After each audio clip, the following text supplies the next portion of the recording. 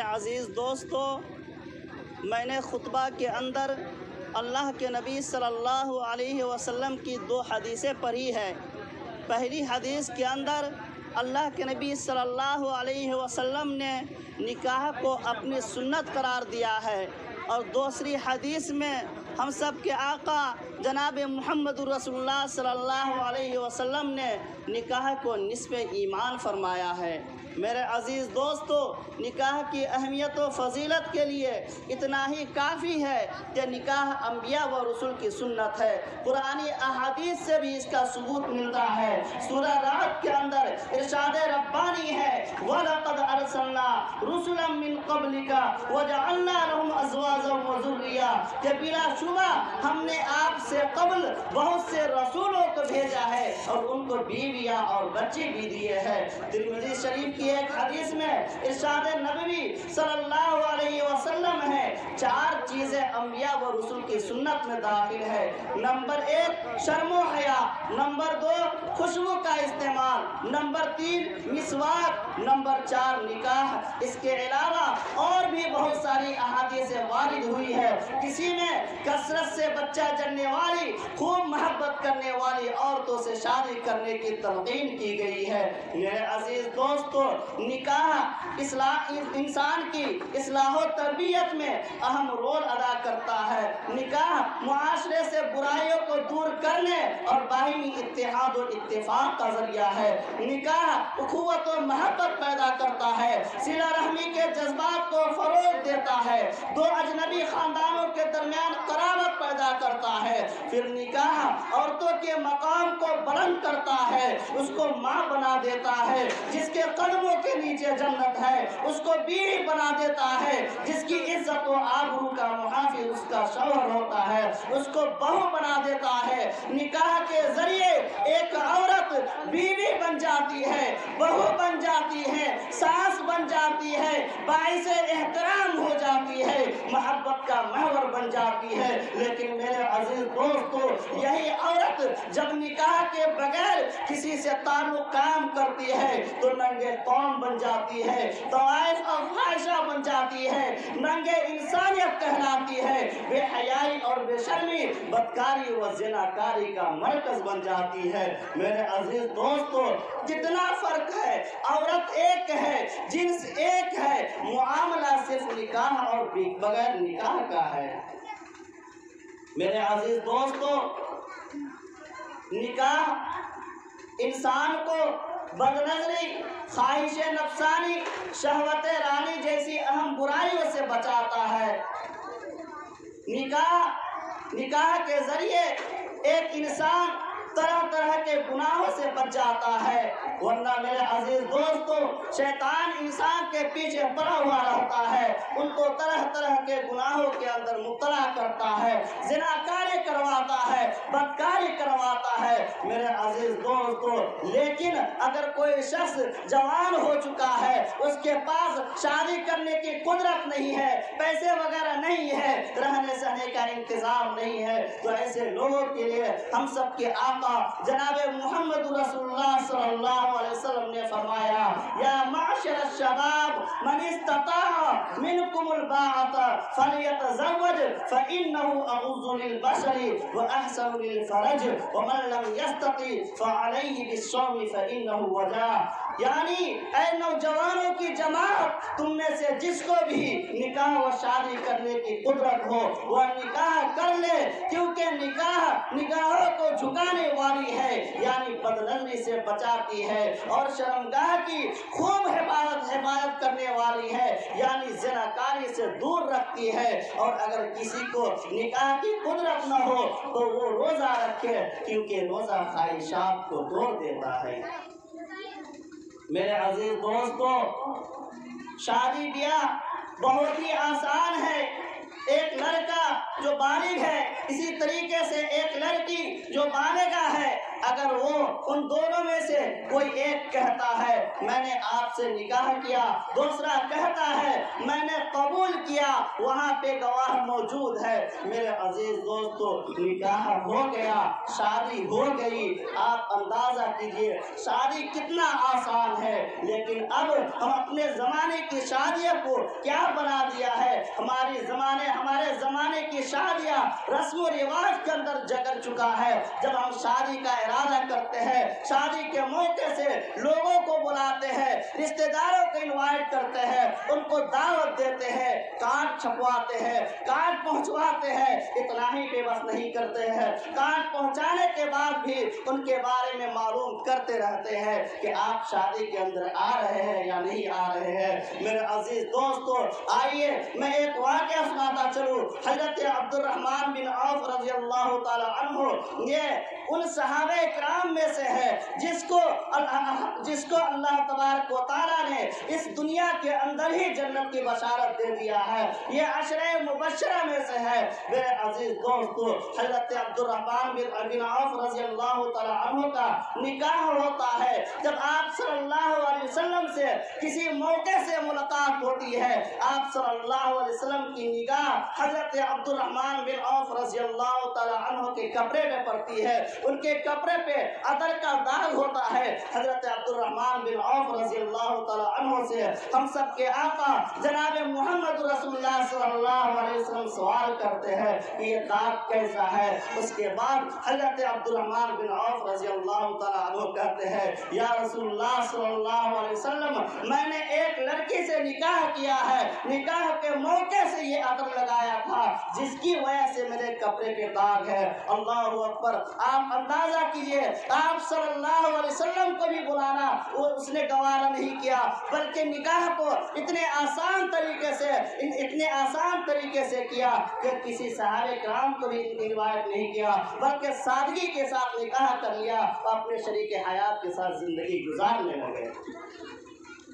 میرے عزیز دوستو، اب اپنے زمانے کے اندر کتنے ایسے والدین ہیں جو شادی سے پہلے اپنے اولاد کی تربیت کرتے ہیں کہ دیکھو میرے پیارے، جب تمہاری شادی ہوگی، جس سے شادی ہوگی وہ تم سے پہلے اجنبی ہوں گے، جب تمہاری ملاقات ہوگی، پہلی ملاقات ہوگی، ان کے ساتھ تم اچھے طریقے سے پیش آنا۔ تمہاری شادی کی بات فائنل ہو چکی تھی، تمہاری شادی کی بات فائنل ہو چکی ہے، فائنل اس لیے ہوئی ہے کہ جن چیزوں کی تحقیق مجھے کرنی تھی ہم نے تمام چیزوں کی تحقیق کر ڈالا ہے، اب آپ کا نکاح طے کیا ہے۔ اب اگر آپ کو اپنی بیوی کے اندر کسی بھی طرح کی کوئی کمی نظر آئے، اسے نظر انداز کر دینا۔ اگر ان کو تم دل پہ لے لو گے تو مرتے دم تک کہ تم پریشان حال رہو گے، تمہیں سکون نصیب نہیں ہوگا۔ میرے عزیز دوستو، اس طریقے سے ہمیں چاہیے کہ اپنے اولادوں کو تربیت دے، اپنے اولادوں کو سمجھائے۔ اس کا فائدہ یہ ہوگا کہ جب کوئی لڑکی آپ کے گھر کے اندر دلہن بن کر آئے گی، ان کی زندگی برباد نہیں ہوگی، کیونکہ آپ اپنے اولاد کو تربیت کر چکے ہوں گے، اور اس طریقے سے آپ کے اولاد اپنے انداز سے اس کے ساتھ زندگی گزارنا شروع کر دیں گے۔ لیکن میرے عزیز دوستو، تربیت نہیں ہونے کا یہ نتیجہ ہوتا ہے کہ جب شادی ہوتی ہے، شادی کے بعد لڑکا جب گھر کے اندر داخل ہوتا ہے، ان کے خیالات مختلف طریقے سے ہوتے ہیں۔ جب گھر کے اندر داخل ہوتا ہے، داخل ہونے کے بعد لڑکیوں کو دیکھتا ہے، ملنے کے بعد وہ یہ محسوس کرتا ہے کہ جیسی میری خواہش تھی، جس طریقے سے میری سوچ تھی، میری دلہن، میری اہلیہ محترمہ اس طریقے سے نہیں ہے، جس کے نتیجے میں وہ لڑکا بہت ہی پریشان ہوتا ہے، اپنی بیوی سے نفرت کرنے لگتا ہے، اور نفرت کرنے کا نتیجہ یہ ہوتا ہے کہ اس لڑکی کی جیون اجیرن ہو جاتی ہے، پریشان ہو جاتی ہے۔ نتیجہ یہاں تک بھی بسا اوقات آپ پہنچتا ہے کہ طلاق تک واقع ہو جاتی ہے۔ اس لیے میرے عزیز دوستو، ضروری ہے کہ آپ اپنی اولاد کو تربیت دیں، اپنے اولاد کو سمجھائے۔ ہم سب کے آقا جناب محمد رسول اللہ صلی اللہ علیہ وسلم کا نکاح 25 سال کی عمر میں ہوا۔ جس وقت نکاح ہوا، جس سے نکاح ہوا، وہ ہے حضرت خدیجہ الکبریٰ رضی اللہ تعالی عنہا۔ حضرت خدیجہ خدیجہ الکبریٰ رضی اللہ تعالی عنہ، ان کی عمر 40 سال، ہمارے آقا صلی اللہ علیہ وسلم کی عمر 25 سال۔ آپ اندازہ کیجئے، آپ صلی اللہ علیہ وسلم جوان تھے، آپ صلی اللہ علیہ وسلم کے چہرے کی جو بشاشت تھی اس کا آپ اندازہ کر سکتے ہیں، اور 40 سال کی جو اماں خدیجہ الکبریٰ رضی اللہ تعالی عنہ ہے، ان کے چہرے کا بھی آپ اندازہ کر سکتے ہیں۔ لیکن خوشگوار نکاح ہوا، بہت اچھے انداز سے نکاح ہوا۔ نکاح ہونے کے بعد آپ صلی اللہ علیہ وسلم پوری زندگی محبت کے ساتھ گزارے، پیار محبت کے ساتھ گزارے، اچھے انداز سے گزارے، اور یہاں تک کہ جب تک اماں خدیجہ الکبریٰ رضی اللہ تعالیٰ عنہ حیات سے تھی، اس وقت تک ہم سب کے آقا جناب محمد رسول اللہ صلی اللہ علیہ وسلم نے دوسرا نکاح نہیں فرمایا۔ میرے عزیز دوستو، جب اماں خدیجہ الکبریٰ رضی اللہ تعالی عنہ کا انتقال ہوتا ہے، انتقال کے موقع سے اماں خدیجہ الکبریٰ رضی اللہ تعالی عنہ کا جب انتقال ہوا، آپ صلی اللہ علیہ وسلم کو اتنا غم لاحق ہوا کہ جس کے نتیجے میں جس سال اماں خدیجہ الکبریٰ رضی اللہ تعالی عنہ وفات پائی، اس سال کا نام عامۃ الحزن یعنی غم کا سال رکھ دیا گیا۔ میرے عزیز دوستو، آپ اندازہ کیجئے آپ صلی اللہ علیہ وسلم کی بشاشت کا، اماں خدیجہ الکبریٰ رضی اللہ تعالی عنہ کے چہرے کی خوبصورتی کا، دونوں کے اندر کتنا فرق تھا، لیکن اس کے باوجود پیار و محبت کی زندگی گزارتے رہے۔ اس لیے ضروری ہے کہ شادی بیاہ کے موقع سے اگر کوئی ایسی چیز نظر آئے جس کی وجہ سے بظاہر نفرت کرنی چاہیے، لیکن میرے عزیز دوستو، اب شادی ہو چکی ہے، اب نفرت کرنے کی ضرورت نہیں ہے۔ اب تو ضرورت ہے اس بات کی کہ آپ پیار و محبت کے ساتھ زندگی گزاریں۔ میرے عزیز دوستو، اسی طریقے سے لڑکا جس طریقے سے اپنے آپ کو سنبھال کر کے رکھے، غلط قدم اٹھانے سے بچے، اسی طریقے سے لڑکیوں کے لیے بھی ضروری ہے کہ ان کو بھی اگر اپنے شوہر کے اندر کسی طرح کی کوئی عیب نظر آئے، کسی طرح کی کوئی دقت نظر آئے تو اس کو نظر انداز کر دے۔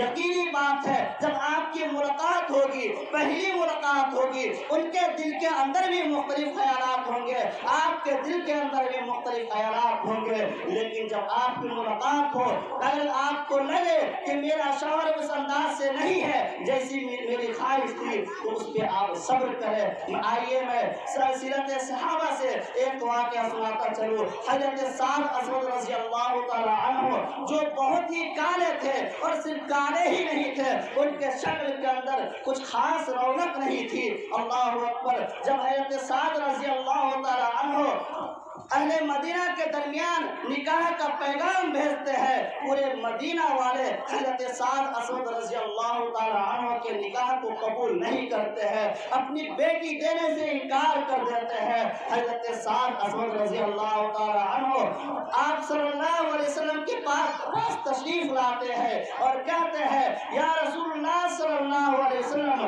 کیا میری بدصورتی مجھے جنت میں جانے سے روک سکتی ہے؟ میرے عزیز دوستو، ہمارے آقا جناب محمد رسول اللہ صلی اللہ علیہ وسلم نے فرمایا کہ ایسا نہیں ہو سکتا ہے۔ اگر تم کلمہ پڑھتے ہو، اسلام کو قبول کرتے ہو، اگر تم سچے مومن ہو تو تم جنت میں جاؤ گے، جنت میں جانے سے تمہیں کوئی نہیں روک سکتا ہے۔ اس کے بعد حضرت سعد اسود رضی اللہ تعالی عنہ کلمہ طیبہ پڑھ کر اپنا ایمان ظاہر کرتے ہیں، اپنا مسلمان ہونا ظاہر کرتے ہیں۔ اس کے بعد ہم سب کے آقا جناب محمد رسول اللہ صلی اللہ علیہ وسلم سے عرض کرتے ہیں، یا رسول اللہ، اہل مدینہ میں سے جو بھی شخص آپ کے بارگاہ میں حاضر ہوا کرتے ہیں، ان تمام کے پاس میں نے اپنی شادی کا پیغام بھیجا، لیکن کسی نے میرے پیغام کو قبول نہیں کیا۔ میرے عزیز دوستو، اس کے بعد ہم سب کے آقا جناب محمد رسول اللہ صلی اللہ علیہ وسلم سعد اسود رضی اللہ تعالی عنہ سے کہتے ہیں کہ دیکھو،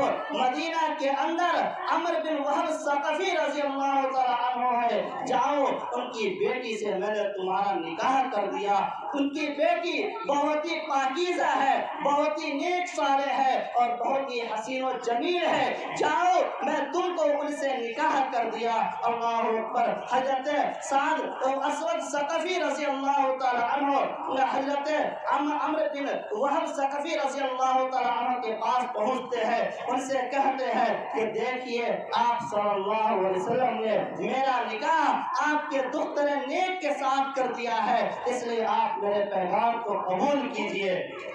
میرے عزیز دوستو, حضرت عمرو بن وہب ثقفی رضی اللہ تعالی عنہ اس وقت بھی نکاح کو ٹھکراتے ہیں, پیغام کو قبول نہیں کرتے ہیں. ان کی اہلیہ محترمہ بھی نکاح کے پیغام کو قبول کرنے سے عاجز آتے ہیں. لیکن میرے عزیز دوستو, یہ بات وہ لڑکی جس سے نکاح ہوا تھا وہ سن رہی ہوتی ہے کہ آپ صلی اللہ علیہ وسلم نے میرا نکاح سعد اسود رضی اللہ تعالی عنہ سے کیا ہے. اس لیے فوراً ہی وہ اپنے والد صاحب کے پاس آ کر کہتے ہیں کہ اگر اللہ کے نبی اور اسی طریقے سے اللہ تبارک و تعالیٰ کی اگر یہ مرضی ہے کہ اس کا نکاح میرے ساتھ ہو تو آپ بالکل انکار نہیں کیجئے, ورنہ کیا بعید ہے کہ اللہ تبارک و تعالیٰ آپ کے اس انکار کرنے کے اوپر وحی نازل فرما دے. اس لیے آپ اللہ کے عذاب سے ڈریے اور میرے نکاح کو ضرور بھی ضرور قبول کر لیجئے. اور اس طریقے سے ان کی جو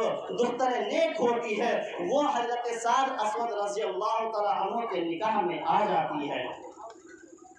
میرے عزیز دوستو, حضرت سعد اسود رضی اللہ تعالی عنہ کے اندر بھی دین مقصود نہیں تھا, دنیا سے محبت تھی. نکاح تو ہو گیا, جیسے ہی وہ باہر اپنی بیوی کو ہدیہ دینے کے لیے, تحفہ دینے کے لیے میدان بازار کی طرف نکلتے ہیں, آپ صلی اللہ علیہ وسلم کی جانب سے جہاد کا اعلان ہوتا ہے اور حضرت سعد اسود رضی اللہ تعالی عنہ جہاد کے اندر چلے جاتے ہیں. اور اس کے اندر جانے کے بعد حضرت سعد اسود رضی اللہ تعالی عنہ شہید ہو جاتے ہیں.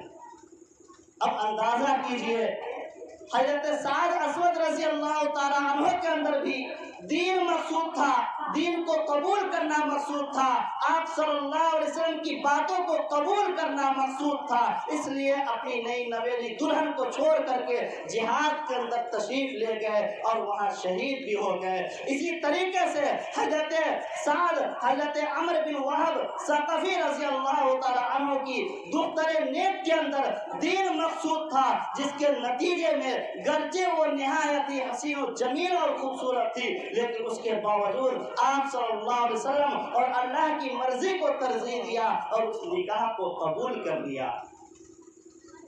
میرے عزیز دوستو, ایک واقعہ سنا کر میں اپنے بیان کو ختم کروں گا, بلکہ 2 واقعہ ہے جو لڑکی سے متعلق ہے. میری درخواست ہے کہ اگر وہ میری آواز سن رہے ہو تو ضرور بھی ضرور توجہ دیں. ایک مرتبہ ایک شخص کا نکاح نہایت ہی حسین و جمیل خوبصورت لڑکی سے ہوتی ہے. وہ لڑکی بہت ہی حسین و جمیل ہوتی ہے اور اس کا شوہر نہایت ہی کالا ہوتا ہے. دونوں آپس میں بیٹھے ہوئے ہوتے ہیں اور اسی موقع سے شوہر اپنی بیوی کو دیکھ کر کے ہنسنے لگتا ہے, مسکرانے لگتا ہے, اور مسکرانے کے بعد ان کی جو اہلیہ محترمہ ہے, ان کی بیوی ہے, وہ بھی مسکرانے لگتی ہے. اس کے بعد ان کے شوہر ان سے سوال کرتے ہیں کہ آخر آپ کیوں مسکرا رہے ہیں. بیوی سوال کرتی ہے اپنے شوہر سے کہ آپ کیوں مسکرا رہے ہیں. تو میرے عزیز دوستو, شوہر کا جواب سنیے. وہ کہتے ہیں کہ آپ نہایت ہی حسین و جمیل اور خوبصورت ہے, جس کی وجہ سے میں مسکرا رہا ہوں. اللہ کا شکریہ ادا کر رہا ہوں کہ اللہ تبارک و تعالیٰ نے مجھے کالے کروٹے ہونے کے باوجود بھی آپ جیسی حسین و جمیل خوبصورت بیوی عطا کیا, جس کی وجہ سے میں اللہ کی شکر گزاری کرتا ہوں اور اسی لیے مسکرا رہا ہوں. اس کے بعد ان کے شوہر اپنی بیوی سے سوال کرتے ہیں کہ آپ کیوں مسکرا رہے ہیں. تو میرے عزیز دوستو, وہ کہتی ہے کہ آپ کالے ہیں, اللہ تبارک و تعالیٰ نے میرے اندر صبر بھر دیا ہے, صبر کے نتیجے میں صبر کرتی ہوں, اور اللہ تبارک و تعالیٰ کا یہ وعدہ ہے کہ صابر اور شاکر یعنی شکر کرنے والے اور صبر کرنے والے دونوں کے لیے جنت کا وعدہ ہے۔ میں اس لیے خوش ہوں اور اس لیے میں مسکرا رہی ہوں۔ میرے عزیز دوستو، تو شوہر خواہ جس طریقے سے ہو، اگر نکاح ہو جائے تو اس کے بعد آپسی محبت کے ساتھ زندگی گزارنی چاہیے۔ بیوی خواہ جس طریقے کی ہو، اگر نکاح ہو جائے اس کے بعد کسی طرح کی کوئی بات نہیں کرنی چاہیے الا یہ کہ وہ پیار و محبت کے ساتھ زندگی گزارے۔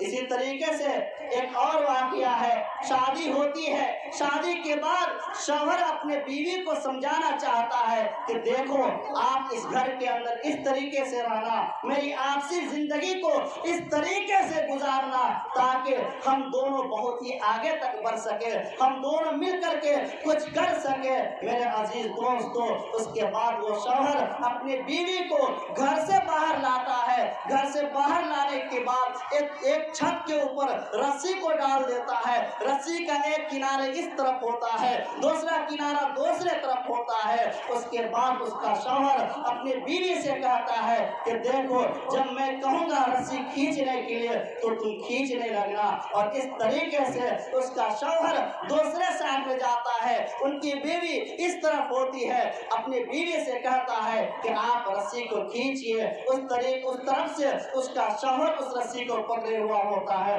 دونوں مل کر کھینچ رہے ہوتے ہیں، ایک طرف سے بیوی کھینچ رہی ہوتی ہے، دوسرے طرف سے شوہر کھینچ رہے ہوتے ہیں، کھینچتے کھینچتے عاجز آ جاتے ہیں، رسی نہیں کھینچا پاتی ہے۔ اس کے بعد اس کے شوہر اپنے بیوی کے پاس آتے ہیں، ان سے کہتے ہیں کہ میری اہلیہ محترمہ آپ دیکھو اب ہم دونوں مل کر کے رسی کو کھینچنے کی کوشش کرتے ہیں، کیا ہم رسی کو کھینچ پاتے ہیں یا نہیں؟ میرے عزیز دوستو، دونوں مل کر رسی کو کھینچتے ہیں، تھوڑی سی کوشش کرتے ہیں، رسی نیچے کی طرف آ جاتی ہے۔ اس کے بعد اپنی بیوی سے کہتے ہیں کہ اگر ہم دونوں پیار و محبت کی زندگی گزاریں گے، اتفاق کی زندگی گزاریں گے، آپس میں مل جل کر کے زندگی گزاریں گے تو اسی طریقے سے ہماری زندگی آسان ہو جائے گی۔ آسانی کے ساتھ جس طریقے سے ہم رسی کو کھینچ لیے ہیں اسی طریقے سے اپنی زندگی کے اندر ہم بڑے سے بڑے کام کو انجام دے سکتے ہیں۔ میرے عزیز دوستو، میں دعا کرتا ہوں کل جو شادی ہے، کل جو نکاح ہے، اللہ تبارک و تعالی اس نکاح کے اندر خوب خیر و برکت